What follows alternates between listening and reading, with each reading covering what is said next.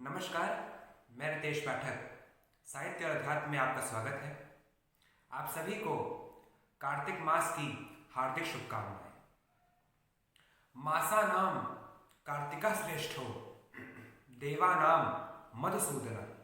अर्थात मासों में, महीनों में कार्तिक मास श्रेष्ठ है, उत्तम है, और देवों में भगवान मधुसूदन अर्थात नारायण श्रेष्ठ है।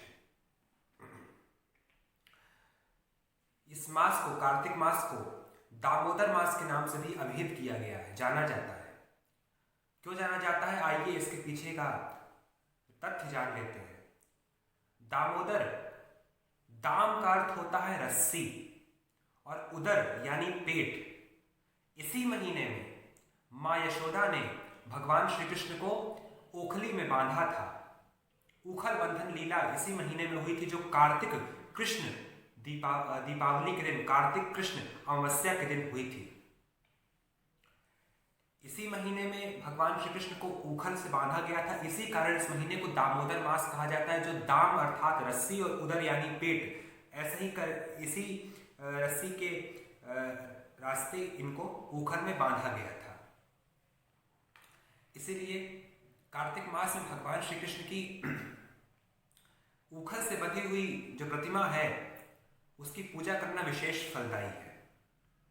इस मास को कार्तिक मास क्यों कहा जाता है, इसके पीछे का भी तथ्य जान लेते हैं। कार्तिक जो मास है, इसकी जो अधिष्ठात्री देवी है वह हमारी श्रीमती राधा रानी है। राधा रानी को यही मास समर्पित है। अतः जो भक्त बड़े भक्ति भाव से श्री जी की उपासना करता है, उसे मोक्ष की प्राप्ति होती है। राधा रानी कीर्तिदा की पुत्री है। कीर्तिदा राधा रानी को यह मास समर्पित है। राधा रानी का एक नाम कार्तिका भी है, इसी कारण इस महीने का नाम कार्तिक पड़ा। राधा रानी भगवान श्री कृष्ण को अति प्रिय है, वो एक दूसरे को प्रिय है।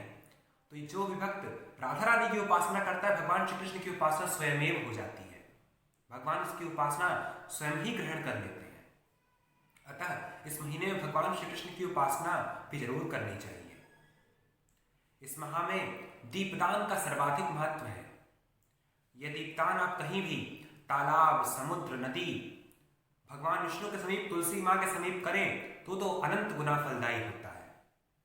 इस माह में तुलसी माँ के दीपक जलाए जाते हैं। जो भी भक्त सुबह और शाम तुलसी माँ के दीपक जलाता है, उसे अनंत पुण्यों की प्राप्ति होती है।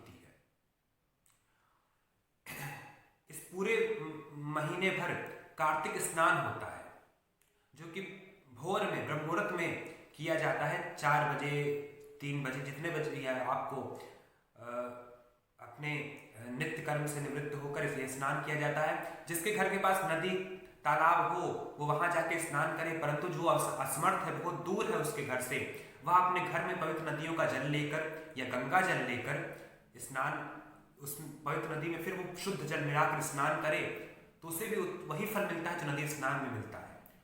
स्नान के बाद धूप, दीप, नैवेद्य से भगवान तुलसी पत्र से भगवान विष्णु की पूजा करे, उपासना करे, तो कई मंगल होते हैं। यह महीना त्योहारों से घिरा रहता है, जैसे दीपावली, धनतेरस, यम चौदस, गोप अष्टमी, गोवत्स द्वादशी, गोवर्धन पूजा, बहुत से त्योहार इस महीने में आते हैं। यह महीना चतुर्मास की समाप्ति का होता है। चतुर्मास जो सावन और भाद्रपद से शुरू होकर कार्तिक तक चलता है। इस 4 मासों में भगवान विष्णु योग निद्रा में रहते हैं, अर्थात सोते रहते हैं। कोई जो सारा संचालन है भगवान, वो भगवान शिव को सौंप देते हैं। जब चतुर्मास में भगवान शयन करते हैं, तो सारा अपना जो कार्यभार है भगवान शिव को सौंप कर वो शयन करते हैं। और इसे 4 महीने की अवधि के बाद भगवान कार्तिक की एकादशी को, जो हरि प्रबोधनी एकादशी के नाम से जानी जाती है, इसमें भगवान जागते हैं। इसको देवोत्थान एकादशी कहा जाता है। इसमें माता तुलसी के साथ भगवान का विवाह होता है। बड़े गाजे बाजे के साथ धूमधाम से भक्तजन भगवान की शादी, विवाह कराते हैं। कहते हैं कि जो भी भक्त बड़े भक्ति भाव से माँ तुलसी की उपासना और विवाह करता है, उसको कन्यादान के समान फल की प्राप्ति होती है।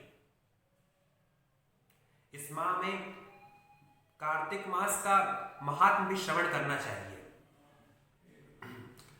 उसी कार्तिक मास के महात्म्य कथा में पीपल पथवारी की कथा बहुत प्रसिद्ध है।